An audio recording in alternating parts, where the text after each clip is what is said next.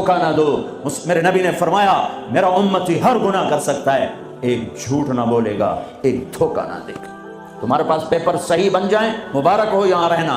अगर पेपर नहीं है अपने मुल्कों को वापस चले जाओ, रोटी वहां भी मिलेगी। अल्लाह सोया नहीं है, खजाने खत्म नहीं है, जहां रहोगे अल्लाह रिस्क पहुंचाएगा। लेकिन दो नंबरी ना करो, खास तौर पे ऐसी हुकूमत के साथ जो तुम्हारी खैर खा हो, तुम्हारी हमदर्द हो। मुसलमान झूठ नहीं बोलता है। किसी बच्ची को धोखा देना कि मेरा पेपर बन जाए, मेरे कागज बन जाएं, टैक्स बचाने के लिए झूठ बोलना, कितने पैसे बचा लोगे? झूठ बोल के 7 बर्रे आजम बचा लो, घाटे का सौदा है। सच बोल के सब कुछ जाय कर दो, नफे का सौदा है। यजीद 3 बर्रे आजम की हुकूमत छोड़ के मरा, 3 बर्रे आजम की हुकूमत छोड़ के मरा। उसका बेटा मुआविया बिन यजीद रजी अल्लाह तआला अन्हु 22 साल की उम्र में हुकूमत संभाली। 22 साल, पागलपन की उम्र। 40 दिन हुकूमत की। सारा खानदान इकट्ठा करके कहने लगा मेरे भाइयों, जिस तख्त के नीचे हुसैन का और अहले बैत का खून गिरा हो, मैं उस तख्त पे लानत भेजता हूं। यह है तुम्हारी हुकूमत, जिसको मर्जी दे दो। 3 बर्रे आजम की हुकूमत सच पे छोड़ दी। हमने पैसा नहीं बचाना, हमने सच को बचाना है। हमने झूठ नहीं बोलना है। अगर हमारे ऊपर टैक्स बनता हम देंगे। मेरे पेपर गलत है, मैं वापस जाऊंगा।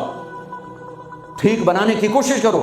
झूठ बोल के सियासी मुझे बड़ी खुशी हुई कि मेरी मेहनत से अगर एक भी कोई दाना वसूल हो गया तो मेरी मेहनत कामयाब है। मुझे एक साथी ने बताया कि खातून का फोन आया, उसने कहीं मेरा बयान सुना कि मैंने यहाँ झूठ बोल के सियासी पनाह ली हुई है, तो मैंने बयान सुना है, अब मेरा ज़मीर मुझे काटता है, तो मैं अब क्या करूं? मैंने कहा वापस चली जाओ।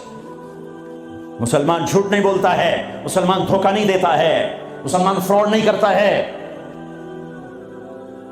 एक मामला अल्लाह के साथ है, एक अल्लाह के बंदों के साथ है। अल्लाह के साथ मामला उसमें आसानी है, अल्लाह के बंदों के साथ मामला बहुत टाइट है, बहुत टाइट है।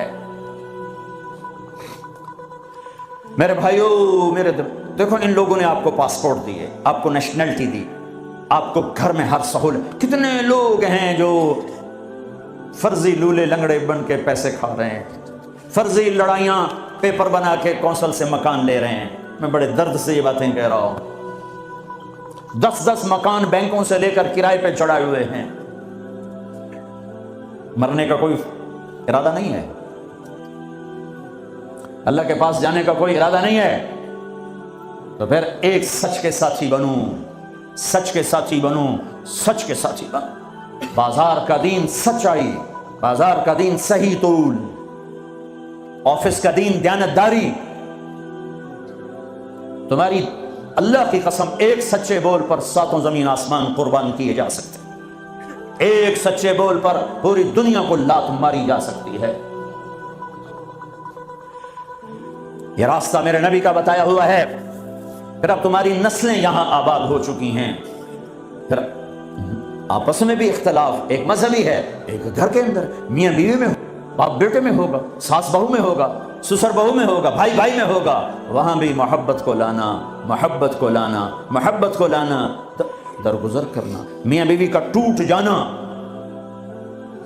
बहुत बड़ी तबाही है, नस्ल की बर्बादी है। बर्दाश्त कर लो, बर्दाश्त करो। औरतें खामिद को बर्दाश्त करें, खामिद बीवियों को बर्दाश्त करें, माँ बाप औलाद को बर्दाश्त करें, औलाद माँ बाप को बर्दाश्त करें। एक काम कर लो, तुम्हारे घर जन्नत बन जाएंगे। अल्लाह की कसम, सोने चांदी से घर जन्नत नहीं बनते। जबान का बोल मीठा कर लो, घर जन्नत बन जाएंगे। जबान का बोल मीठा कर लो, बीवी के लिए बोल मीठा कर दो, बीवी खामिद के लिए बोल मीठा कर दे। ये नहीं कि कड़वाहट नहीं आएगी, दरगुजर करो, दरगुजर करो। थोड़ी देर के लिए जबान को रोक लो, अल्लाह तुम्हारे सीने को नूर से भर दे, तुम्हारे दिल को मोहब्बतों से भर दे। हजरत लुकमान अलैहिस्सलाम का फरमान है, बेटा मैं चुप रहने पे मुझे कभी अफसोस नहीं हुआ, मुझे जब भी अफसोस हुआ अपने बोलने पर हुआ है।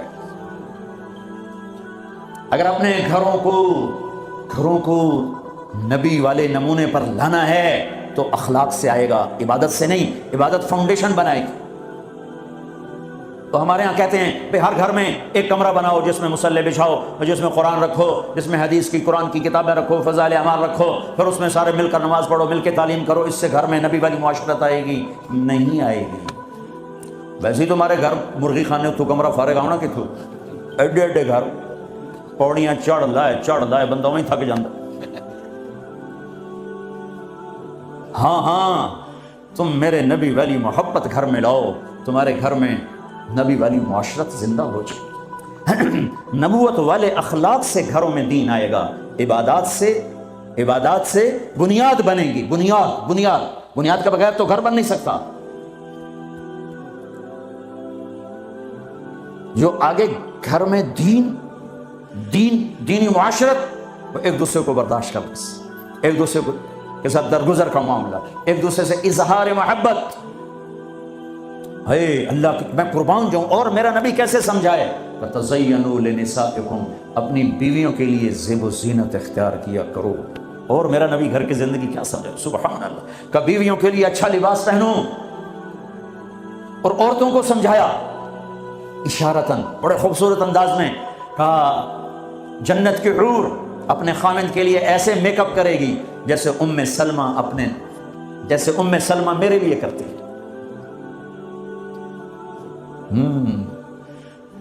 لباس بھی اچھا، بول بھی اچھا، محبت کی نظر ہو، نفرت کی نظر نہ ہو، نظر پورا پیغام۔ معصوم بچہ اس کو ایسے دیکھو تو رونے لگ جائے گا، اس کو یوں دیکھو تو ہنسنے لگ جائے گا۔ نظر میں اتنی طاقت ہے، نظروں کو محبت سے بھر دو، زبان کو مٹھاس سے بھر دو، تمہارے گھر نبی والی معاشرت زندہ ہو جائے گی، تمہارے گھروں میں دین زندہ ہو جائے گا۔ طنز نہ کرنا، تانا نہ دینا۔ ہمارے عزیز ہیں تہجد گزار، شب بیدار، نمازی، بچے دور بھاگتے ہیں ماں سے۔ میں نے ایک دن ایک بچے سے کہا بیٹا تمہاری اماں تو اتنی نیک ہیں کہ تم لوگ اتنے بھاگتے کیوں ماں سے؟ کہا تانے بہت دیتی، اس لیے ہم بھاگتے۔ اگر اولاد کو اپنا بنانا ہے کبھی تانا نہ دینا، کبھی اپنے حق نہ، ہم تمہارے ماں باپ ہیں، تمہارے لیے پس گئے ہیں، تمہارے لیے یہ کیا وہ کیا ہوگا جو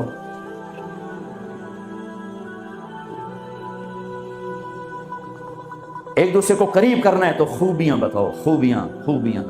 کبھی ڈائریکٹ کسی بیوی سے مت کہو تو نے غلط کیا، بیوی خامند کو مت کہے تو نے یہ غلط کیا، وہ اس کی تعریف کرے، وہ اس کی تعریف کرے، محبت ہو جائے۔ ایک پیر صاحب مرید کے یہاں گئے، کھانا کھایا، بہت پسند آیا، کہنے کے بیگم کو بولا، وہ آ گئی، کہنے کے بیٹی تیرے ہاتھ کا کھانا کھایا بہت بڑھیا تھا، شکریہ ادا کرنے کے لیے تمہیں بولا۔ تو اس نے زاروں قطار رونا شروع کر دیا۔ تو انہوں نے فرمایا بیٹی کیا ہوا؟ کہا جی آپ کے مرید صاحب کے پاس 30 سال ہو گئے ہیں، زندگی میں ایک دفعہ اس نے کبھی میرے کھانے کی تعریف نہیں کی۔ پکا پسینے بہ جاتے ہیں، نون گھٹ ہے، مرچن زیادہ، بوٹی نہیں گلی ہوئی، شورا بات گیا ہے، آلو کچا ہے۔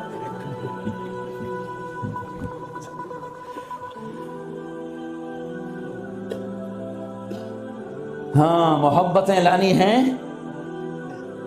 تو برداشت کرنا پڑے گا، اور جب تک محبت نہیں آتی گھروں میں دین نہیں آئے گا۔ اپنے گھروں کی معاشرت نبی والی لاؤ، ایک دوسرے کی تعریف کرو، ایک دوسرے کی حوصلہ افزائی کرو۔ سبحان اللہ، اللہ کے نبی گھر آئے، ام سلمہ کے گھر کی باری، کھانے کو کچھ نہیں، پکایا کچھ ہے ہی کچھ نہیں، تو خامد و محمد مصطفیٰ جیسا، اور آگے کھانا تیار نہ ہو تو بیوی کے دل پہ کیا گزرے گی؟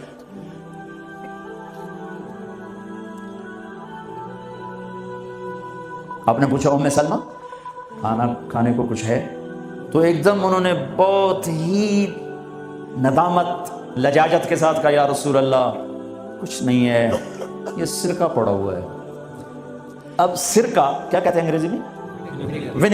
ونیگر، شاید کسی کو سرکہ سمجھ میں نہ آئے، ایسی چیز ہے ایک ڈراپ یہاں رکھو تو تمہاری زبان جل جائے گی، ½ ٹی اسپون لو تو تمہارا سارا گلا چیر کے رکھ دے۔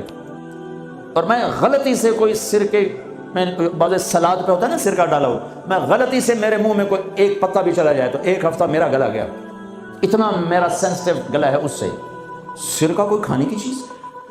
انہوں نے تو آجل یا رسول اللہ بھائی ایک سرکہ ہے، ہائے آگے میرے نے کہ سرکہ بھی کوئی کھامن دی شاید، سر اتنا ہی نہیں پتا بھائی سرکہ کھامن دا نہیں ہوتا۔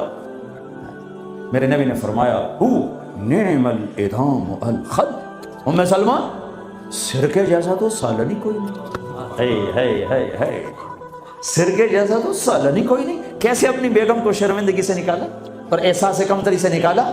سرکے جیسا تو سالن ہی کوئی. جس گھر میں سرکہ ہے انہیں کسی سالن کی ضرورت ہی کوئی نہیں. یوں حوصلہ بڑھایا جاتا ہے.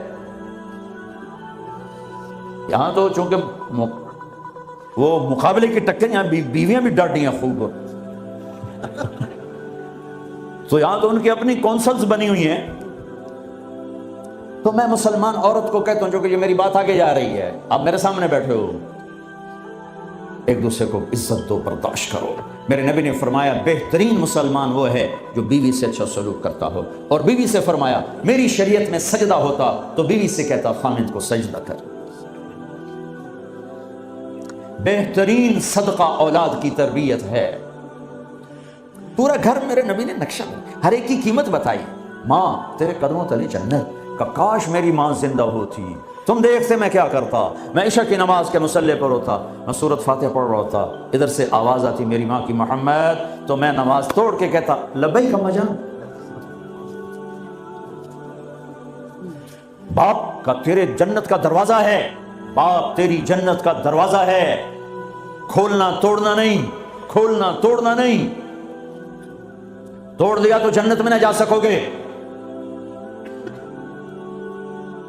سب سے بہترین مسلمان جو بیوی سے اچھا سلوک کرے، سب سے بہترین عورت جو اپنے خامند کی منشا کو دیکھے. پھر آپ نے ایک عجب بات فرمائی جو معاشرے میں بہت بوجھ بنتا ہے جس کا، ہاں بھائی تمہیں ایسا صدقہ بتاؤں جس سے بڑھ کے کوئی صدقہ نہیں، تمہیں ایسا صدقہ بتاؤں جس سے بڑھ کے کوئی صدقہ نہیں. میں نے کہا جی کیا؟ کہ الابنۃ المردودہ، جس کی بیٹی کو طلاق ہو گئی یا بیوہ ہو گئی اور گھر واپس آ گئی ماں باپ کے، یا ماں باپ نہیں ہے تو بھائی ہیں، وہ ایک بوجھ بنتی ہے ماں باپ پر بھی، اور بھائی تو ویسے ہی باغی ہو جاتے ہیں. میرے نبی نے فرمایا اس بچی پہ خرچ کرنا کائنات کا سب سے افضل صدقہ. گھر، ایک گھر کیسے چلتا ہے؟ ہمارے ہاں پنجاب سندھ بلوچستان سرحد میں بہنوں کو وراثت میں کوئی حصہ نہیں ملتا، سب بھائی کھا جاتے ہیں. میرے نبی نے فرمایا جس کو اللہ نے 2 بہنیں دیں اس نے ان کا حق ادا کیا، شادی کی حق ادا کیا.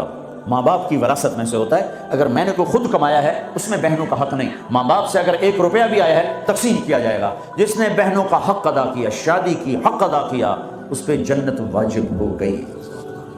جس کو اللہ نے 3 بیٹیاں دیں اس نے ان کی ڈولی اٹھائی، وہ جنت میں میرے ساتھ یوں ہوگا. ایک بولے اگر 2 ہوں، کہ جس نے 2 بیٹیوں کی شادی کی وہ بھی ایسے ہوگا. اللہ بھلا کرے.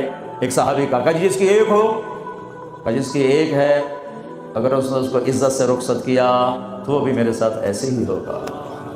پھر کئی بچیوں کو طلاق پڑی ہے کہ اس کو بیٹا نہیں ہوتا.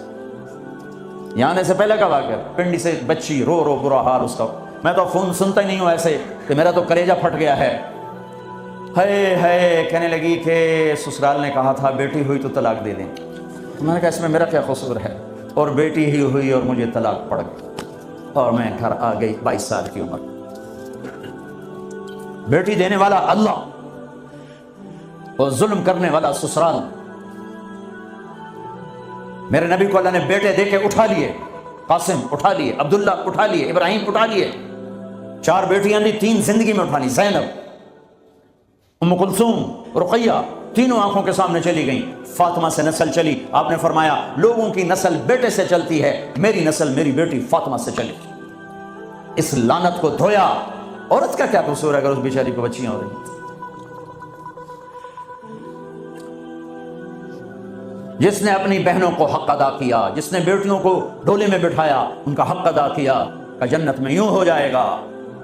بہنوں کو دینا اتنا ضروری ہے، حرام ہو جاتی ہے روٹی. میں نے مولانا جمشید صاحب میرے استاد ہیں، میں نے ان سے تفسیر پڑھی. میں ایک دن شہد کی بوتل لے کر گیا، پرانی بات ہے 76-77. میں نے کہا حضرت یہ ہدیہ ہے. فرمایا کہاں سے لائے ہو؟ کہ میرے اپنے باپ کا ہے. فرمایا تیرے باپ نے اپنی بہنوں کو، تیرے باپ نے اپنی بہن یعنی میری پھوپھیوں کو، تیرے باپ نے اپنی بہنوں کو زمین میں سے حصہ دیا تھا؟ یہ سوال کیوں کیا؟ 10 روپے کی شہد کی بوتل تھی اس وقت، کہ اگر دیا تھا تو یہ میں لے لوں گا، اگر نہیں دیا تو پھر یہ حرام ہے میں نہیں لوں گا. یہ مطلب تیرے باپ نے بہنوں کو حصہ دیا تھا؟ میں کہا جی اللہ کا شکر ہے میرے باپ کی بہن ہی کوئی نہیں، 2 بھائی، ساری زمین 2 بھائیوں، 2 بھائی۔ میں نے کہا جی اب موجہ ہی موجہ، بہن تھی کو ہوتی تو کوئی نہ دیتی۔ پھر کہنے لگے اچھا تیرے دادا نے اپنی بہنوں کو زمین میں سے حصہ دیا تھا؟ میں کہا جی اس لیے میں جمعہ ہی کوئی نہ ہوں۔ اتنی ریسرچ کے بعد ایک شہد کی بوتل قبول فرمائی۔ بیٹیوں کو دینا اتنا ضروری ہے۔ میں اپنے نبی والی معاشرت قائم کرو، اپنے نبی والی معاشرت قائم کرو، محبت ہو، سچائی ہو، الفت ہو، درگزر ہو، معاف کرنا ہو، طلاق سے بچو، یہ جھوٹی شادیاں نہ کرو، پیپر کی شادیاں نہ کرو، اللہ کے واسطے یہ دھوکہ نہ دو، حکومت کو دھوکہ نہ دو، لولے لنگڑے بن کے ان سے پیسے نہ وصول کرو، کل اللہ پوچھے گا۔ میں ہر جگہ یہ واقعہ سنایا ہے، احسان دانش کی کتاب ہے اپنی اس کی زندگی پر، وہ میں نے پڑھی، بہت خوبصورت کتاب ہے۔ اس میں ایک نے واقعہ لکھا ہے کہ دلی میں ایک جیب کترا تھا، اس کے چیلے شام کو کمائی لاتے تھے۔ ایک دن ایک چیلا 2 روپے لے کر آئے تو انہوں نے اس کو ڈانٹا، سارے دن میں 2 روپے؟ کہا نہیں استاد جی آج بہت پیسہ، بہت مال بنایا تھا۔ یہ وہ دور ہے جب انگریز کی حکومت تھی۔ آج ایک گورے کی جیب کاٹی، بڑے پیسے تھے۔ میں 4 قدم چلا تو مجھے خیال آیا اگر قیامت کے دن عیسیٰ علیہ السلام نے میرے نبی کو گھلا دے دیا کہ آپ کی امت نے میرے امتی کی جیب کاٹی تھی، تو میرے نبی کو کتنا شرمندہ ہونا پڑے گا میری وجہ سے، تو میں اس کو واپس کر کے آیا ہوں۔ تو اس نے اس کو 10 روپے نکال کے دیے کہ بیٹا یہ تیرا آج کا انعام ہے۔ دیکھو اللہ کے واسطے کہیں عیسیٰ علیہ السلام نے گلا دے دیا تمہاری وجہ سے میرے نبی کو گلا پڑا تو پھر کہیں چھپنے کی جگہ پہلے ڈھونڈ لو۔ اگر اپنے حبیب کو گلے سے بچانا چاہتے ہو، دھوکہ چھوڑ دو، جھوٹ چھوڑ دو، ٹیکس کی چوری چھوڑ دو، فراڈ چھوڑ دو، غلط پیپر بنانے چھوڑ دو۔ اب تمہاری نسلیں یہاں آباد ہیں جن کے پاس برٹش پاسپورٹ ہیں، اسے اپنا دیش سمجھو، اپنی نسلوں کے لیے سوچو، اپنے اسکول بناؤ، اپنے مدرسے بناؤ، بڑی مسجدیں بناؤ، اگلی نسل کو کچھ دے کے جاؤ، اور اگلی نسل کو محبت دو، سب کچھ ہو جائے۔ محبت لانی ہے تو اسے قابو کر لو، اسے قابو کر لو، اسے قابو کر لو۔ میرے نبی، میں نے ہر جگہ یہ حدیث سنائی ہے، میرے نبی نے فرمایا معاذ سارے دین کا خلاصہ بتاؤں؟ کہا جی کیا؟ آپ نے کہا یہ سارے دین کا خلاصہ 3 سپارے 10 لکھ حدیثاں۔ کیا؟ معاذ زبان کو قابو میں رکھنا، زبان قابو میں تو پورا دین قابو میں، زبان ہاتھ سے گئی تو سب کچھ گیا۔ ایک صحابی ہیں ابو دجانہ، جنگ بدر سے آخری حج تک میرے نبی کے ساتھ رہے، جنگ یمامہ میں شہید ہوئے اور بڑے صحابہ میں ہیں ان کا نام، لیکن وہ بدر والا، احد والا، حدیبیہ والا، خندق والا، خیبر والا، فتح مکہ والا، حنین والا، طائف والا، آخری حج والا، یمامہ میں شہید ہونے والا یوں کہتا ہے لوگوں میرے پاس بخشش کا صرف ایک عمل ہے کہ میں نے آج تک اپنی زبان سے کسی کو دکھ نہیں پہنچایا اور میرے دل میں کسی مسلمان کا بغض نہیں ہے۔ ہے نبی والے اخلاق لاؤ، تھوڑے سے باتوں سے دعوت پھیل جائے گی۔ دعوت کا مزاج لمبے بیان ہے ہی نہیں، یہ تو ہم اجمی لوگ لمبے لمبے بیان کرتے ہیں، 2.25 گھنٹے پر میں پہنچا ہوا ہوں۔ تو دعوت مختصر ہو، اخلاق بلند ہوں، تیر کی طرح اندر بات جائے، باتیں لمبی ہیں، اخلاق سے خالی ہیں، اوپر سے گزر جاتی۔ لوگوں کو محبت دو، پتہ نہیں کیا کیا ہیرے بکھرے پڑے۔ میری عامر خان سے ملاقات ہوئی، اللہ کی قسم بطور انسان کروڑوں میں ایک آدمی، کروڑوں میں، وہ مجھ سے کیا متاثر ہوتا جتنا میں اس سے متاثر ہوا۔ اس نے کچھ باتیں اپنی مجھے کہا یہ آپ نے کسی کو بتانی نہیں، لیکن میں نے کہا عامر میرا جی چاہتا ہے کہ میں تیرے بیعتی ہو جاؤں۔ کمال ہے یار، تو اتنا عالی انسان، اگر ایک خطا اس میں ہے تو باقیوں کو اسے آنکھیں مت کر لیں، وہ چھوڑ دو جی وہی ہو کوئی بندہ، وہ کیا پتا بندہ کسی اور نیکی سے اللہ سے معافی لے چکا ہو۔ نور جہاں مری 27 رمضان شب قدر، جو رمضان میں مرے بخشا گیا، کہ رمضان میں مرو تو حساب کتاب کوئی نہیں، تو رمضان گزرنے کے بعد اللہ بنیات ہے کوئی نہیں، پیچھے کاپیاں پھاتے بہ جب لے آپ اگلا کھاتا تھا پچھلا کھاتا برابر کرا۔ وہ تو کریم ہے، وہ رمضان میں مارتا ہی اس کا جس کو معاف کرنا ہو، اور وہ مری 27 رمضان شب قدر۔ میرے لوگ کہ لو جی مولانا صاحب دیکھو جی نور جہاں 27 رمضان نو مر گئی، میں کہ اللہ تے کیس کر دو، اللہ تے مقدمہ کر دو۔ اس قدر تنقیدی مزاج اور اس قدر نفرت، کیا منہ دکھاؤ؟ تم ٹھیکیدار ہو، دھن رے دھنیے اپنی دھن، बड़ाई धुनी का पाप न पुन, तेरी रूई में चार बिनोले, सबसे पहले उनको चुन, तुझे क्यों फिक्र है ए गुल, दिले सद चाक बुलबुल की, अपने पैरहन के चाक तो पहले रफू कर ले। यूं उंगली उठाते हो तो 3 तुम्हारी तरफ आती हैं, 1 उधर जाती है। उम्मत में सिफात है, मोहब्बत दो। इतनी सिफात वाला इंसान कि मैं आपको बता नहीं सकता। लेकिन लोग ऐसे अजीब, मैं मिल के नीचे उतरा हूं जी, फिर जी उसने तौबा कर ली जी, उसने जी फिर 4 महीने का इरादा कर लिया, उसने जी दाढ़ी रखने की नीयत कर ली। मैं कहा 2 लीटर मेरे सिर से मारो कि मैं उन्हें मिलिया क्या हूं। ऐसे बेवकूफ, ऐसे बेवकूफ। अब्दुल्ला बिन मसूद रजी अल्लाह तआला अन्हु से एक आदमी ने कहा, जी वो जो नौजवान आपकी मजलिस में बैठते ना, आपका उससे ज़रा ताल्लुक है, वो शराब पीता है, आप उसको ना बिठाया करें। अच्छा, उसकी एक कमी की वजह से बाकी खूबियों से महरूम हो जाऊं?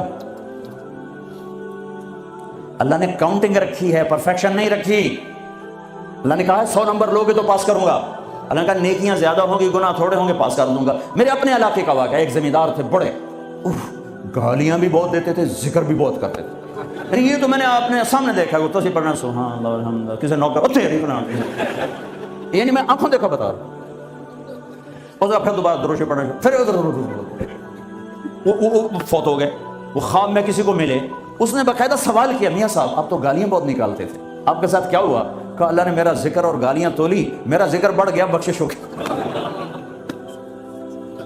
भाइयों कदर करो, कदर करो। मैं आपको यानी अंदर के ध्यानदारी से कह रहा हूं, बतौर इंसान कमाल इंसान, उसको दीन का कुछ पता नहीं। हज पे कैसे आ गए? माँ ने कहा था, मैंने कहा तुझे को गिफ्ट करना चाहता हूँ, तो अम्मा ने कहा बेटा मुझे गिफ्ट नहीं चाहिए, मुझे हज करा दो। हज पे चल पड़। 8 औरतें खिदमत के लिए माँ की, 4 औरतें माँ की खिदमत के लिए, और 8 नौकर साथ पूरे हज में माँ की व्हील चेयर खुद चलाई, किसी को हाथ नहीं लगाने थे। तुम्हें किसी में कुछ नहीं नजर आता, कलमा तो नजर आता है ना, उसी की कदर करो। मेरा कजन था, फौत हो गया, उसने जिंदगी में वो नमाजें पढ़ी जो उसमें पकड़ के, मैं कहा भाई खिजर आना, नमाज पढ़ी बस। और उसने या ईद की 2 नमाजें साल में, या वो नमाजें जो मैं पकड़ के खींच के ले गया। एक दिन उसकी गाड़ी में जा रहा था, वो चला रहा था, मैं आगे बढ़, मुझसे कहने लगा तारिक मियाँ मैं आज तक किबले अल मुंह करके थूके नहीं, मैंने शर्म आई, मैं उसका मुंह देखने लगा, हार है उसके अंदर था। तारिक मियाँ मैं कभी किबले अल मुंह करके थूके नहीं, मैंने शर्म आई। पता नहीं अल्लाह को कौन सी अदा किसी की पसंद आ जाए। ऐब ना देखा करो, खूबियां देखा करो, अच्छाइयां देखा करो। मोहब्बत एक जादू है, जादू सर चढ़ के बोलता है। चुप रहना सीखो, चुप रहना सीखो। एक वाकया हर जगह सुनाया, यानी आखिरी बयान है सफर का, इसी पर बयान खत्म करूंगा। हमारी एक धोबन थी मासी शरीफा, मासी शरीफा मशहूर हो गई पूरे बरतानिया से। सन 85 में मरी थी, हमारे कपड़े धोती थी, तो आ गई मेरी बहन के पास, कहने लगी बीबी मेरिया नौमा मेरे नाल बड़ा लड़दियां, लड़ती खुद थी, तो मैंने कोई तवीज़ दे, ये सारियां मेरिया नौकर बनना। देखो एक बात बता के फिर ये सुना, सास ससुर और बहू एक इंतहाई पैनिक पैदा करने वाला रिश्ता बन चुका है, इसलिए कि सास और ससुर हद से आगे बढ़े हुए हैं हमारे माशरे में। सास और ससुर का बहू पे शर्म कोई हक नहीं, कोई हक नहीं। वो पहले से ज़हन बना के बैठे होते हैं, पुत्र दी शादी करनी, सानू को रोटी तक खवावे, चाह तपे वावे। मेरे ज़िम्मे है मैं अपनी माँ के लिए चाय रोटी का इंतज़ाम करूँ, मेरी बीवी के ज़िम्मे नहीं है कि उनके लिए कुछ इंतज़ाम। अगर वो करेगी तो उसकी नेकी है, एहसान है, नहीं करेगी तो मुजरिम नहीं। सास ससुर कैसे हक अदा करते हैं? मेरे नबी भी ससुर हैं। आप हजरत फातिमा के घर गए तो वो परेशान बैठी, आपने कहा फातिमा क्या हुआ? कि मेरी अली की लड़ाई हो गई। अब जब लड़ाई होती है तो बच्ची के माँ बाप बच्ची के साथ, लड़के के माँ बाप लड़के के साथ, और दोनों तरफ से गालम गलोच, फिर मुकदमे, फिर तलाक़ें। आप बाहर निकले, अली किधर है? का बाहर निकल गए। आप निकले तो मस्जिद में सोए हुए थे, आपने उनको उठाया, कुम या अबा तुराब। यहाँ अबू तुराब का आपको टाइटल मिला। हजरत अली फरमाते थे कुल कायनात के मिलने से मुझे ये टाइटल ज़्यादा महबूब है, कि चूँकि इसमें इजहार मोहब्बत था और इसमें इशारा था कि मियाँ बीवी में लड़ाई हो जाती है, मैं तुम पे नाराज़ नहीं हूँ। उठो, अबू तुराब लेकर आए और घर में यूँ लेट गए। رائٹ علی کو لٹایا، لیفٹ فاطمہ کو لٹایا، حضرت علی کا ہاتھ رکھا اپنی ناف پر، حضرت فاطمہ ہاتھ رکھا حضرت علی پر، پھر اپنا ہاتھ رکھا بیٹی کے ہاتھ پر، پھر فرمایا بولو ہماری صلح ہو گئی۔ تو کہنے کے لیے ہماری صلح ہو گئی، آپ اٹھے بڑے خوش۔ صحابہ نے کہا یا رسول اللہ آج تو بڑے خوش نظر آ رہے ہیں۔ فرمایا علی فاطمہ کی صلح کرا کے آ رہا ہوں۔ یہ ہوتا ہے ساس سسر کا کردار۔ لیکن میں بڑے درد سے کہتا ہوں، ایک عورت جب ماں ہوتی ہے تو انگ انگ سے محبت پھوٹتی ہے، وہی اب ساس بن جاتی ہے تو اس کے ایک ایک بال سے زہر نکلتا ہے۔ ایک مرد جب باپ ہوتا ہے تو شفقت کا پیکر ہوتا ہے، جب وہ سسر بنتا ہے تو ایک ظالم روپ اختیار کر لیتا ہے۔ یہ ہمارے معاشرے کے سلگتے ہوئے دکھ ہیں، ممبر سے کوئی نہیں کہتا، میں کہہ رہا ہوں، یہ میرے دین کا حصہ ہے، میرے تبلیغ کے کام کا یہ حصہ ہے۔ جس نے سارے عالم کا درد اٹھایا وہ تو بیویوں کو خوش کر کے گیا، 2 مہینے روٹی نہیں ملی وہ پھر بھی خوش ہیں، اور ہم چلا لگا کے 3 دن لگا کے بیویوں کو کے لیے زندگی حرام کر دیتے، ماں باپ کی زندگی حرام کر دیتے۔ ہاں ماسی شریفہ آ گئی، بی بی تویز دے، میری نوکر بن جا۔ 4 اس کے بیٹے تھے، ساری شادی شدہ۔ تو میری بہن نے ایسے نا کاغذ لیا اور اس نا لکھا کے نا اس پہ سے رول کیا، کماسی شریفہ جس لے تیری لڑائی ہوئے نا تو اے تعویذ ایتھے رکھنا ہے۔